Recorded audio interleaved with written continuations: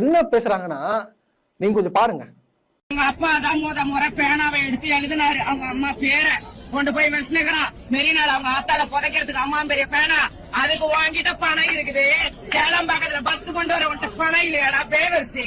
இப்படி இப்படி இப்படி இப்படி தட்டி ஒன்னும் புடுங்க முடியாது.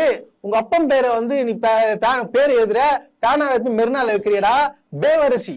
அதாவது இப்படி தட்டிக்கினே பேவரசின்னு சொல்றாங்க. கலைஞர் கருணாநிதி அவர்களை பத்தி இவர் பேசுறாங்களே, கொஞ்சமாச்சு சிந்திக்க வேணாம். அது எப்படி நீங்க இப்படி பேசுவீங்க? உங்களுக்கு உங்களுடைய நிலையை மாற்றவர் யாரு?